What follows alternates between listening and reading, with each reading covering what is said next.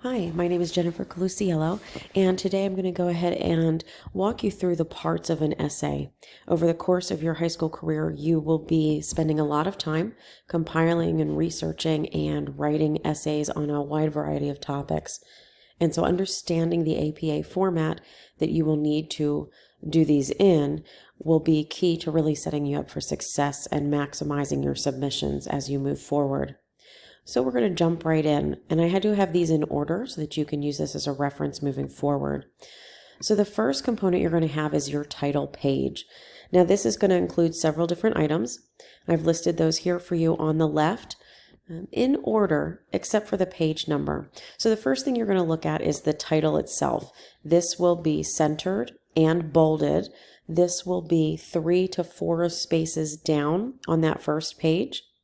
And you want this title to really be a quick summary, really of what's the whole point of your essay, just all summed up into one concise little line.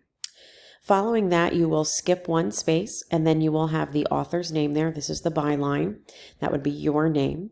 Then underneath that, again, still bolded and centered, will be the affiliation, whatever school or agency or organization that this is being written for and through.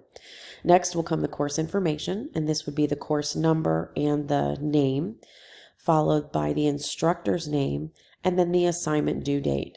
Please do not abbreviate the assignment due date with 3/16/22. Please actually write out March 16th, 2022. Write that full date out.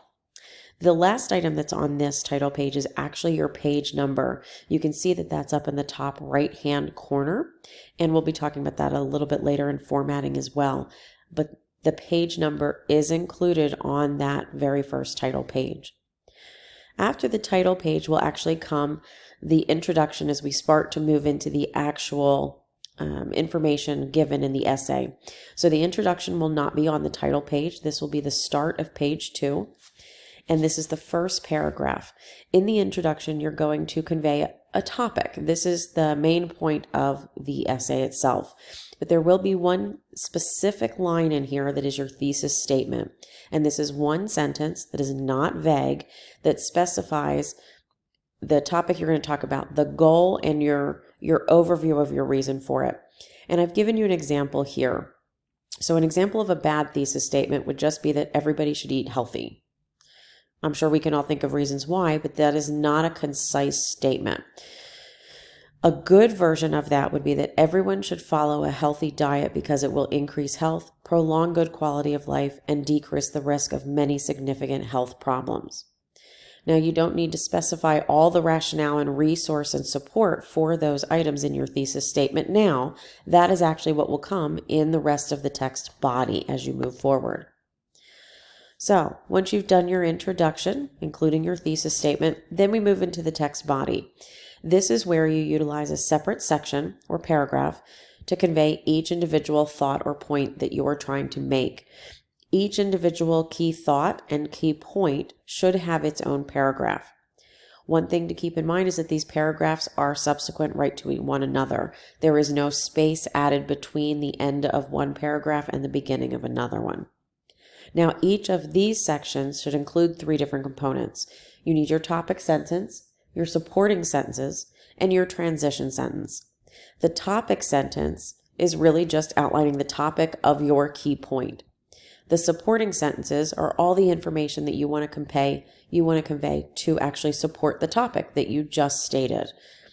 The transition sentence is actually typically at the last line in this paragraph for each section, and it helps you move smoothly from the point in paragraph A to the point in paragraph B. It starts to create that chain from one thing to the next so that you start to build that bridge from one item along to the next, eventually getting to the conclusion that was the whole point you're trying to make.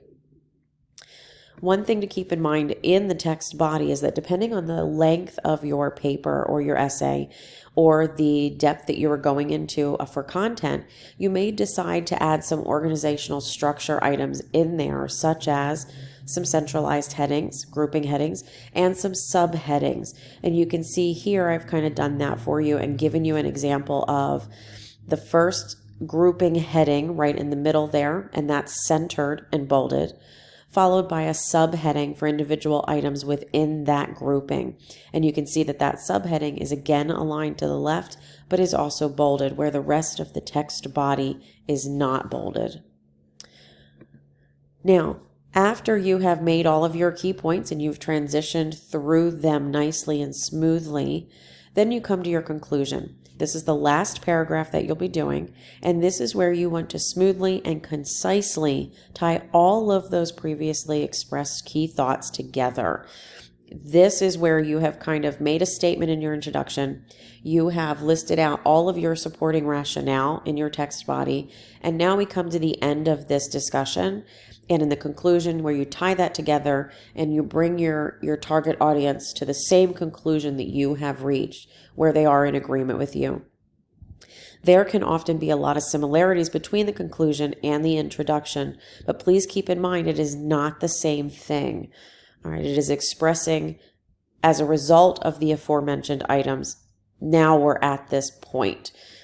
It is not your premise. It's not your thesis sentence. It's very similar, but it's not the same thing, so it should not be the exact same wording. At that point, we actually need to move into our reference list. So this is where we cite all of the different sources that we used to support your thoughts and your statements that you have listed out in your introduction, your conclusion, and your text body. A couple things to keep in mind here. The formatting is different. References should start on an additional page. They will not be on the same page right behind the conclusion. This would be starting at the top of another page. You can see that references is centered. The word itself is centered at the top of that page, and it is bold. And then your references are listed underneath. They will be in alphabetical order, and there are many different formats that are dependent upon the type of resource that you used, whether it's a website, a book, a journal, a video, a blog, or numerous other types of materials and methodologies. You will list them alphabetically, and these will actually be aligned to the left, but using an actual hanging indent, which can be typically utilized within a Word document to create that indent there. Please notice that there is no space between each reference. They are directly below the one previous.